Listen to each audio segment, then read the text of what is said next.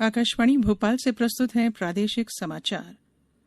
नमस्कार, समाचारों के साथ मैं धारणा सचदेव। पहले मुख्य समाचार। कोरोना महामारी को देखते हुए इस साल अमरनाथ यात्रा नहीं होगी, घर बैठे वर्चुअल दर्शन कर सकेंगे श्रद्धालु। केंद्र सरकार ने सूचना प्रौद्योगिकी और बीपीओ कंपनियों के लिए घर से काम करने की सुविधा 31 दिसंबर तक बढ़ाई। प्रदेश में कोरोना के 785 नए मरीज मिलने से संक्रमितों की संख्या 24,000 से अधिक, 16,000 से ज्यादा मरीज स्वस्थ होकर घर लौटे। और रीवा, जबलपुर, शहडोल, भोपाल और होशंगाबाद संभागों में आज कई स्थानों पर बारिश के आसार। अब समाचार विस्तार से। सरकार ने कोविड-19 महामारी को देखते हुए सूचना प्रौद्योगिकी और बीपीओ कंपनियों के लिए घर से काम करने की सुविधा इस वर्ष 31 दिसंबर तक बढ़ा दी है। दूरसंचार विभाग ने कल रात एक ट्वीट में कहा कि अन्य सेवा प्रदाताओं के लिए भी घर से काम करने की सुविधा देने के लिए नियम और शर्तों में रियायत दी गई है। घर से काम करने की समयावधि 31 जुलाई को समाप्त हो रही थी। प्रधानमंत्री नरेंद्र मोदी आज वर्चुअल इंडिया आइडियाज समिट को संबोधित करेंगे। इस ऑनलाइन सम्मेलन में कोविड-19 के बाद के वैश्विक परिदृश्य में सहयोग पर विचार विमर्श होगा। प्रधानमंत्री मोदी इस महामारी के बाद के विश्व में भारत अमेरिकी भागीदारी की भूमिका का उल्लेख करेंगे। दोनों देशों के बीच वर्तमान और भविष्य के सहयोग पर भी विचार होगा। कल शुरू हुए 2 दिन के इस सम्मेलन की मेजबानी भारत अमेरिका व्यापार परिषद कर रही है। इस वर्ष परिषद के गठन की 45वीं वर्षगांठ है। इंडिया आइडिया समिट की थीम है बेहतर भविष्य का निर्माण। विदेश मंत्री डॉक्टर एस जयशंकर, अमेरिका के विदेश मंत्री माइक पोम्पियो, संयुक्त राष्ट्र में पूर्व अमेरिकी दूत निकी हेली सहित कई प्रमुख हस्तियां वर्चुअल सम्मेलन को संबोधित करेंगी। जबलपुर से सांसद राकेश सिंह लोकसभा में अब भारतीय जनता पार्टी के प्रमुख सचेतक होंगे। राकेश सिंह लोकसभा में संजय जायसवाल की जगह लेंगे। संजय जायसवाल को पिछले दिनों बिहार भारतीय जनता पार्टी का अध्यक्ष नियुक्त किया गया है। राकेश सिंह 2016 से 2018 तक लोकसभा में भाजपा के मुख्य सचेतक रह चुके हैं। मध्य प्रदेश भारतीय जनता पार्टी का अध्यक्ष नियुक्त किए जाने के बाद सिंह ने यह पद छोड़ दिया था। पूर्व केंद्रीय मंत्री शिव प्रताप शुक्ला को राज्यसभा में पार्टी का मुख्य सचेतक बनाया गया है। अमरनाथ यात्रा इस वर्ष कोविड-19 महामारी को देखते हुए रद्द कर दी गई है। हालांकि पारंपरिक अनुष्ठान बिना किसी व्यवधान के संपन्न कराए जाएंगे। पावन गुफा के दर्शन के लिए सुबह और शाम की आरती का टेलीविजन से सीधा प्रसारण किया जाएगा। कल जम्मू कश्मीर के उपराज्यपाल जी.सी. मुर्मू की अध्यक्षता में श्री अमरनाथ श्राइन बोर्ड की बैठक में यह निर्णय लिया गया। श्री मुर्मू श्राइन बोर्ड के अध्यक्ष भी हैं। एक वक्तव्य में बोर्ड ने कहा है कि परिस्थितियों को देखते हुए भारी मन से इस वर्ष की यात्रा रद्द करने का फैसला किया गया। श्रद्धालु टेलीविजन से सीधे प्रसारण के माध्यम से पावन हिमलिंग के दर्शन कर सकते हैं। राज्यसभा के नवनिर्वाचित सदस्यों को आज सदन की सदस्यता की शपथ दिलाई जाएगी। प्रदेश से भाजपा के ज्योतिरादित्य सिंधिया और डॉक्टर सुमेर सिंह सोलंकी तथा कांग्रेस के दिग्विजय सिंह शपथ ग्रहण करेंगे।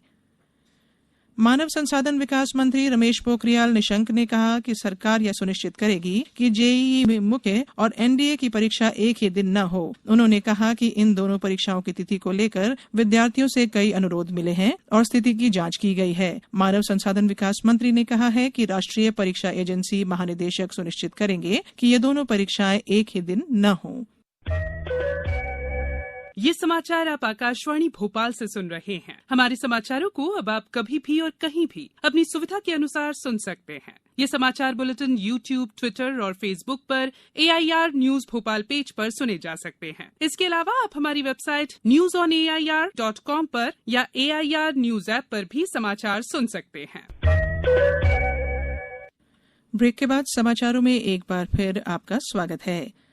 प्रदेश में कल 785 नए संक्रमित मिलने से प्रदेश में कुल कोरोना मरीजों की संख्या बढ़कर 24,095 हो गई है। वहीं 573 मरीज स्वस्थ हुए। इससे अब तक स्वस्थ हुए मरीजों की संख्या बढ़कर 16,257 हो गई है। अभी प्रदेश भर में 7,082 मरीजों का इलाज चल रहा है। इंदौर जिले में 114 नए मरीज मिलने से कोरोना संक्रमितों की संख्या 6,339 पर पहुंच गई है। वहीं जबलपुर में कल 29 नए कोरोना पॉजिटिव मिलने से कोरोना संक्रमितों की संख्या 867 हो गई है। ग्वालियर में कल 43 नए मरीज मिले। वहीं 61 मरीज स्वस्थ होकर अपने घरों को लौट चुके हैं। ग्वालियर कलेक्टर कौशल विक्रम सिंह ने जिले के लोगों से अपील की है कि लोग सामाजिक दूरी का पालन करें और मास्क जरूर पहनें।